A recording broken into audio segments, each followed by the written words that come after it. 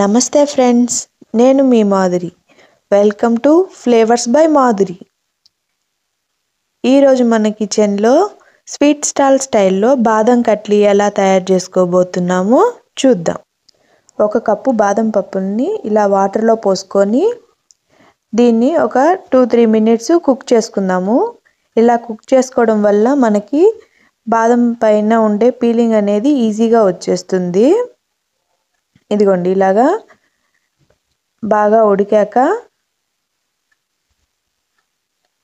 ఇది మామూలుగా పిల్లల్ని తినమంటే తినరు కదా, ఇలాగ మనం స్వీట్ లాగా చేసి పెట్టామంటే బాగా తింటారు. ఇదిగోండి, ఇలాగా నొక్కామంటే ఈజీగా పీలింగ్ అనేది వచ్చేస్తుంది మనకి.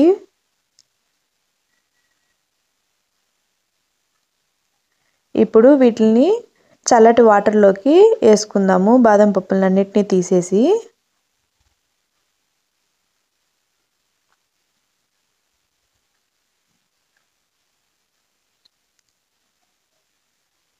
చూసారు కదా, మొత్తం బాదం పప్పులను తీసేసి చల్లటి వాటర్లో వేసుకుందాము. ఇప్పుడు పీలింగ్ చేసుకుందాము.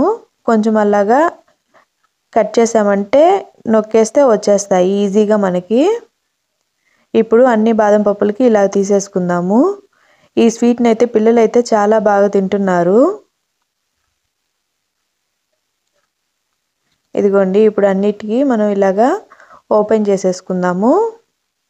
ఇలా ఓపెన్ చేసేసి పెట్టేసుకొని ఇదే కప్పుతోటి 1 కప్పు షుగర్ తీసుకుందాము.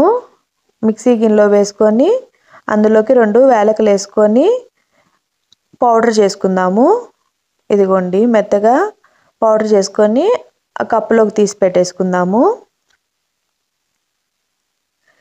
ఇప్పుడు మిక్సీ జార్లోకి మళ్ళీ బాదం పప్పులను కూడా వేసుకొని గ్రైండ్ చేసుకోవాలి మెత్తగా పేస్ట్ లాగా. ఈ బాదం పప్పుల కప్పుతోటే 1 కప్పు పాలు పోసుకుందాము. మరీ ఎక్కువ పోసుకోవద్దు, ఆ కప్పు నిండా పోసుకుంటే మనకి సరిపోతుంది. ఇదిగోండి, ఇప్పుడు ఇలాగా పేస్ట్ లాగా తయారు చేసుకుందాము. మరీ ఎక్కువ పాలైతే పోసుకోవద్దు, నేను చెప్పిన ఆ కప్పుతోటే పోసుకోండి, అప్పుడు మీకు కరెక్ట్గా వస్తుంది. ఇదిగోండి, ఇలాగా మెత్తగా పేస్ట్ లాగా తయారు చేసుకొని పక్కన పెట్టుకుందాము. ఇప్పుడు స్టవ్ మీద ఒక ప్యాన్ పెట్టుకొని అందులోకి 1 స్పూన్ గీ వేసుకుందాము.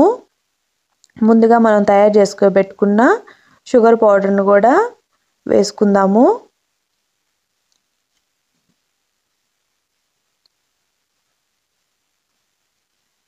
ఇలాగ ఒకసారి స్ప్రెడ్ చేసుకొని ప్యాన్కి మనం ముందుగా తయారు చేసి పెట్టుకున్న బాదం పేస్ట్ని కూడా వేసేసుకుందాము. ఇంకా ఇందులో వాటర్ ఏమీ వేయాల్సిన అవసరం లేదు, షుగర్ మెల్ట్ అవుతుంది కదా, మెల్ట్ అయిపోయింది అదే సరిపోతుంది మనకి. ఇదిగోండి, ఇలాగా కలబెట్టుకుంటూ ఆపొద్దు, ఎందుకంటే మళ్ళీ అడుగు అంటుద్ది. ఇలాగా కలుపుకుంటూనే ఉండాలి కంటిన్యూస్గాను. మధ్యలో 1 స్పూన్ గీ వేసుకుందాము. గీ వేసుకోవడం వల్ల మనకి ప్యాన్ నుంచి సపరేట్ అయిపోతుంది బాదం పేస్ట్ అనేది అంతాను. ఇదిగోండి, చూస్తున్నారు కదా, కొంచెం కొంచెం ప్యాన్ నుంచి సపరేట్ అవుతూ ఉంది. ఇదిగోండి, ఇప్పుడు మొత్తం సపరేట్ అయిపోయింది కదా. ఇప్పుడు ఆపేసుకొని ఒక గిన్నెకి కానీ దేనికైనా సరే కొంచెం నెయ్యి కానీ నూనె కానీ అప్లై చేసుకొని ఇలాగ నేను చూపించిన విధంగా బాల్ లాగా తయారు చేసుకుందాం దాన్ని. ఇప్పుడు దాని మీద లైట్గా ప్రెస్ చేస్తూ స్ప్రెడ్ చేసుకుందాము. మనం కాజు కట్లీ ఎలాగా థిక్నెస్ ఉంటుందో అదే థిక్నెస్ తోటి మనం బాదం కట్లీని కూడా అలాగా తయారు చేసుకుందాము. ఇదిగోండి, ఇలాగా రోల్ పెట్టుకొని స్లోగా రోల్ చేసుకుందాము.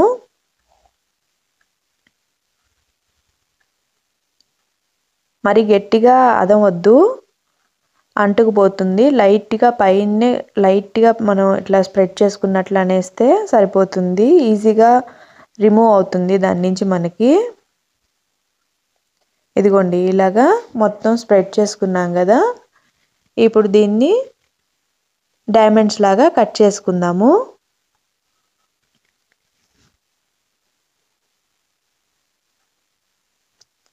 ఇలాగా పిజ్జా కట్టర్తో అయినా కట్ చేసుకోవచ్చు, లేదంటే నైఫ్ పెట్టైనా కట్ చేసుకోవచ్చు.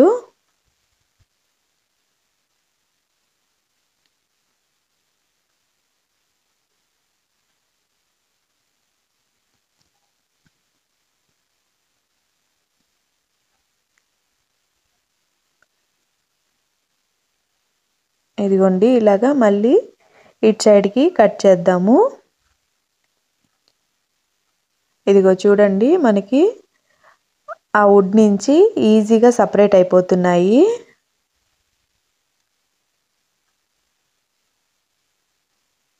చూస్తున్నారు కదా, దానికేం అంటుకుపోలేదు, ఈజీగా రిమూవ్ అయిపోతున్నాయి అన్నీను.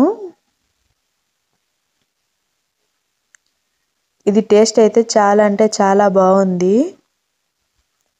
మీరు కూడా మీ కిచెన్లో తప్పకుండా తయారు చేసుకోండి.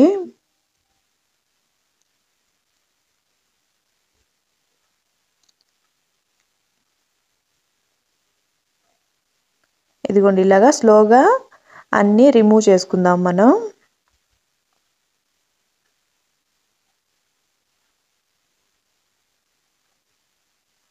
ఇదిగోండి చూడ్డానికి సేమ్ స్వీట్ స్టాల్ స్టైల్లోనే ఉన్నాయి కదా.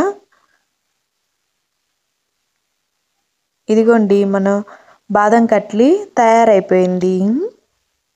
చూస్తున్నారు కదా. Thank you for watching. Please subscribe my channel.